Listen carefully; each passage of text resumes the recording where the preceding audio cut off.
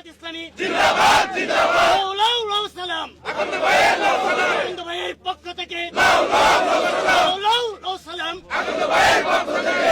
আমি মুক্তাগাছার জনগণের বর্তমান পরিস্থিতিকে সামনে রেখে সর্বোচ্চ অগ্রাধিকার যেটা দিব সেটা হচ্ছে এখানে যুব সমাজের কর্মসংস্থান, সেটাকে প্রাধান্য দেওয়া হবে।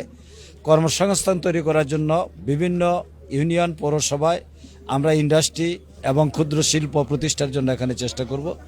দ্বিতীয় হচ্ছে শিক্ষা ব্যবস্থার উন্নয়নের চেষ্টা করব শিক্ষা প্রতিষ্ঠানের। তৃতীয় হলো যে রাস্তাঘাটের যে করুণ অবস্থা, এই করুণ অবস্থা থেকে মুক্তি দেওয়ার চেষ্টা করব। প্রত্যেকটি রাস্তা উন্নয়নের জন্য ব্যবস্থা করা হবে। তারপরে যে কাজটা করবো যে সামাজিক যে উপদ্রব, চাঁদাবাজি, মাস্তানি, বাড়িঘর দখল, ইটের ভাটা দখল, মৎস্য গরুর খামার দখল, এর মাধ্যমে মানুষ একটা অস্বস্তিকর অবস্থার মধ্যে আছে, এগুলি আমরা উৎখাত করার এবং নির্মূল করার চেষ্টা করব। এরপরে আইন শৃঙ্খলার পরিস্থিতি স্বাভাবিক থাকবে, রাজনৈতিক কারণে এখানে কেউ হয়রানির শিকার হবে না, প্রত্যেকেই নিজ নিজ অধিকারের প্রয়োগ করতে পারবে।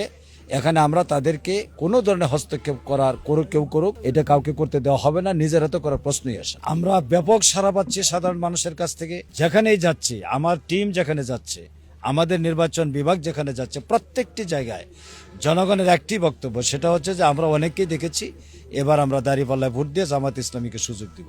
দ্বিতীয় হচ্ছে যে 54 বছরে আমাদের অভিজ্ঞতা খুব খারাপ, কারণ কেউ আমাদেরকে দুর্নীতি দুঃশাসন মুক্ত পরিবেশ দিতে পারে নাই, জামাত দিতে পারবে এই বিশ্বাস তৈরি হয়েছে।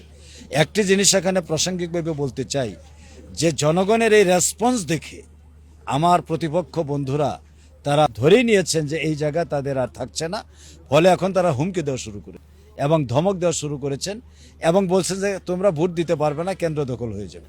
আমি মনে করি এটা উৎসব মুখর পরিবেশ হবে।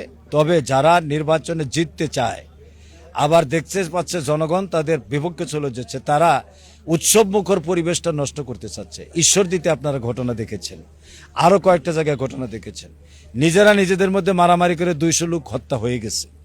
এই পরিস্থিতিতে এদের কারণে হয়তো উৎসবে ভাটা পড়তে পারে, তবে জনগণের মধ্যে উৎসাহ উদ্দীপনা উৎসব মুখর আছে। আমরা ঐক্যবদ্ধভাবে উৎসবের এই পরিবেশ বজায় রাখবো, প্রতিষ্ঠিত করবো। আমি অত্যন্ত আশাবাদী প্রত্যাশা এই জন্য যে বাজেট একটি আসনের জন্য থাকে, এখানে যাতে 1% কেন 1 টাকা দুর্নীতি হওয়ার কোনো সুযোগ নেই, সম্ভাবনা নেই, আশঙ্কাও নেই। সুতরাং শতভাগ টাকা দিয়ে এখানে যে উন্নয়ন হবে এটা জনগণ তার প্রত্যাশিত পর্যায়ে যেতে পারবে। আল্লাহর রহমতে। জামাত ইসলামী জিন্দাবাদ জিন্দাবাদ লাউ সালাম আকন্দ ভাইয়ের লাউ সালাম আকন্দ ভাইয়ের পক্ষ থেকে লাউ সালাম আকন্দ ভাইয়ের পক্ষ থেকে।